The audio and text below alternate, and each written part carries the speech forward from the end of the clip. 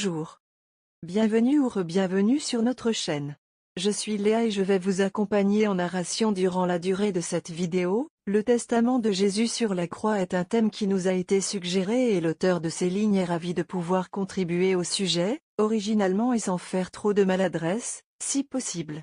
Car, comme vous le verrez rapidement, il s'agit en effet d'un sujet dense qui ne pourrait être couvert en une seule vidéo.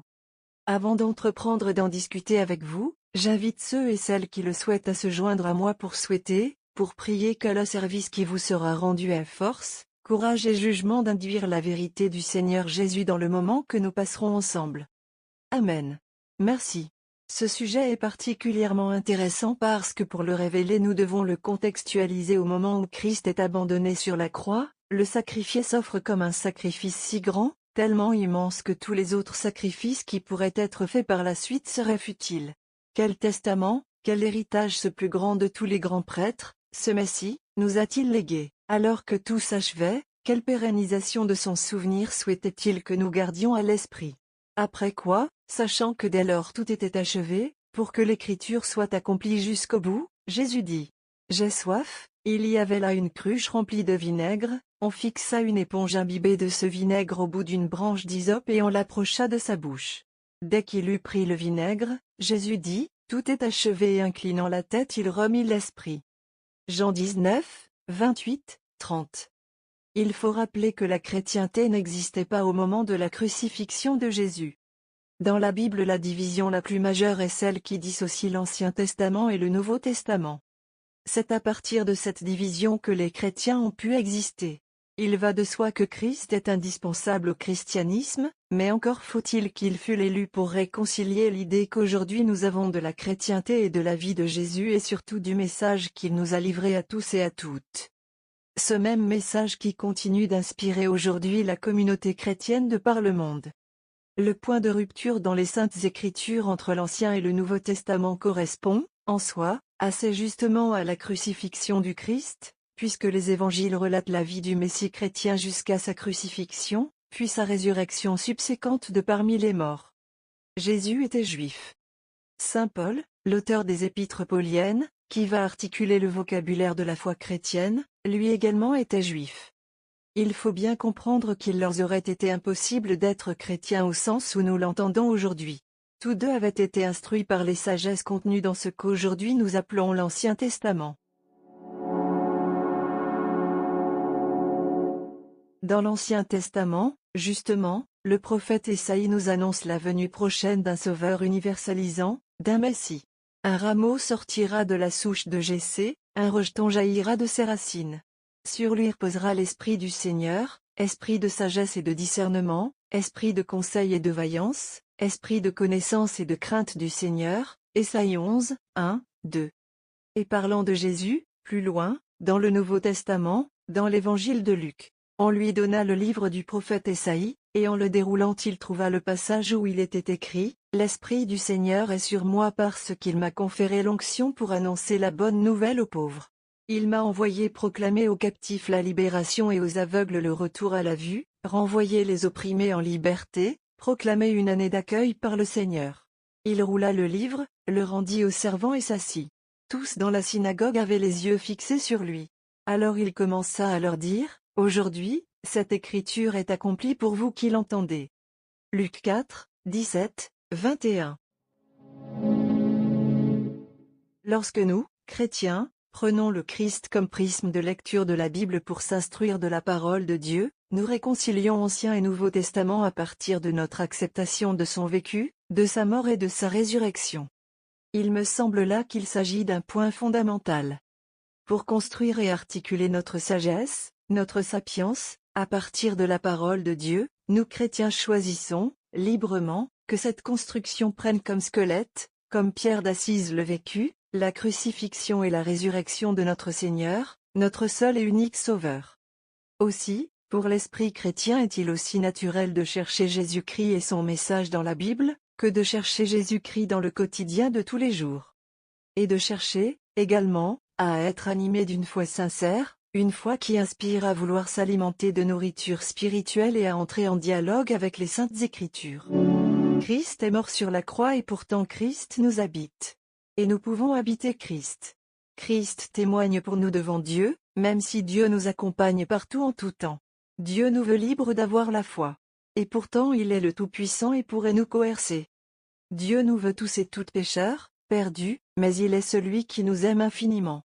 Pour le chrétien, rien ne reste à réconcilier, il a foi en Seigneur Christ pour le sauver de la perdition et des contradictions qu'engendre sa nature humaine. En effet, puisque la mort est venue par un homme, c'est par un homme aussi que vient la résurrection des morts, comme tous meurent en Adam, en Christ tous recevront la vie. 1 Corinthiens 15, 21, 22. Écrit saint Paul, et plus loin, toujours dans le 1er Corinthiens. Le dernier ennemi qui sera détruit, c'est la mort, car il a tout mis sous ses pieds. Mais quand il dira, tout est soumis, c'est évidemment à l'exclusion de celui qui lui a tout soumis. Et quand toutes choses lui auront été soumises, alors le Fils lui-même sera soumis à celui qui lui a tout soumis, pour que Dieu soit tout en tous. 1 Corinthiens 15, 26, 28. Et dans le même chapitre encore, quelques versets plus loin. Tous les jours, je meurs, aussi vrai, frères, que vous êtes mon orgueil en Jésus-Christ notre Seigneur. 1 Corinthiens 15, 31. Chercher Christ dans la Bible, comme on le cherche dans notre vie, c'est accepter de s'imprégner de la sagesse des Écritures saintes, c'est marcher la voie du Seigneur. C'est s'accepter comme pécheur, pécheresse, qui parfois s'égare un peu, parfois trop, jusqu'à perdre de vue ce chemin et peiner à retrouver Christ. Même s'il est partout. Même s'il marche près de nous et s'offre pour corriger nos intentions et les routes que nous empruntons. Nous sommes sages car nous craignons Dieu, nous sommes sages parce que nous avons foi en lui. Dieu nous sait sages parce qu'il nous laisse libres, cette liberté, lorsqu'on l'utilise pour manifester ou exprimer notre foi intimement, en habitant Christ, ou lorsqu'on l'utilise pour laisser Christ nous habiter et poursuivre son œuvre, nous réconcilions notre liberté, notre sagesse et les saintes Écritures. Être imprégné des mots saints, sanctifier le Seigneur, c'est aussi réconcilier notre vie avec la trame biblique et sa promesse de délivrance. Jésus est la preuve que la réconciliation de nos contradictions est possible, et tous les jours, nous sommes libres d'avoir la foi chrétienne, de la soutenir ou de la manifester parce que nous sommes la communauté chrétienne et que nous avons la foi en le Seigneur et dans la voie que nous suivons.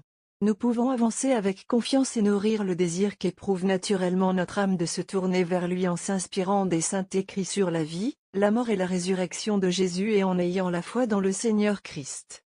Mais maintenant, en Jésus-Christ, vous qui jadis étiez loin, vous avez été rendus proches par le sang du Christ. C'est lui, en effet, qui est notre paix, de ce qui était divisé, il a fait une unité. Dans sa chair, il a détruit le mur de séparation, la haine. Il a aboli la loi et ses commandements avec leurs observances. Il a voulu ainsi, à partir du juif et du païen, créer en lui un seul homme nouveau, en établissant la paix, et les réconcilier avec Dieu tous les deux en un seul corps, au moyen de la croix. Là, il a tué la haine. Il est venu annoncer la paix à vous qui étiez loin, et la paix à ceux qui étaient proches. Éphésiens 2, 13, 17. Si, comme nous le disions plus tôt, la chrétienté ne pouvait exister avant la crucifixion, qu'est-ce que Dieu, par l'entremise de notre Messie, pouvait-il donc chercher à réconcilier pour que cette division et cette haine existent parmi les hommes? Une forme de reconnaissance, d'aveu, que la loi, transmise à Moïse, n'a pas su sauver les hommes, les femmes et les enfants de la violence, n'a pas su nous offrir la paix. Que les moultes sacrifices, de tout ordre, et autres dictats imposés par la loi ne suffiraient pas à mener les humains à la rédemption.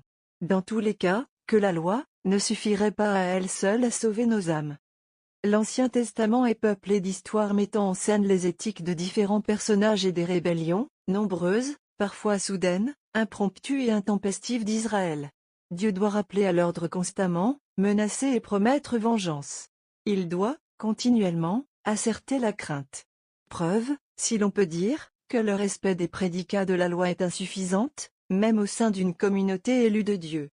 Dans le monde dans lequel Jésus et ses disciples habitaient, la défiance de la loi remettait en question la cohésion sociale et les mœurs héritées des générations précédentes. Défier ce qu'aujourd'hui nous appellerions le légalisme, était immense, nécessitait un engagement, un acte de foi soutenu et réel.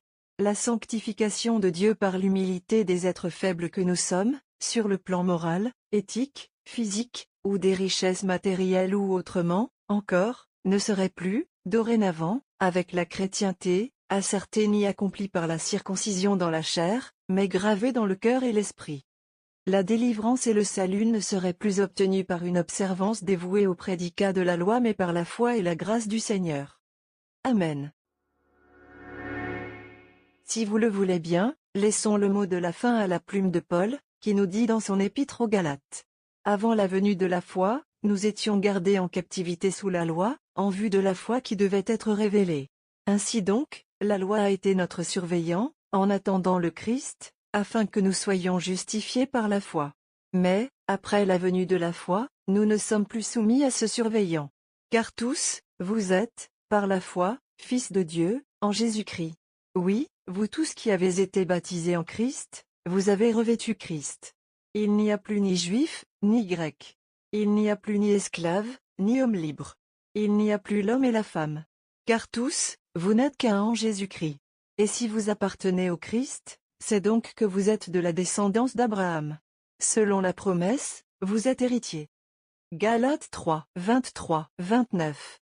Nous vous souhaitons une très bonne fin de journée et vous remercions d'avoir été à l'écoute. Si vous avez aimé notre traitement de ce thème, ne manquez pas les suites de cette vidéo qui seront produites afin d'enrichir notre compréhension du testament de Jésus sur la croix.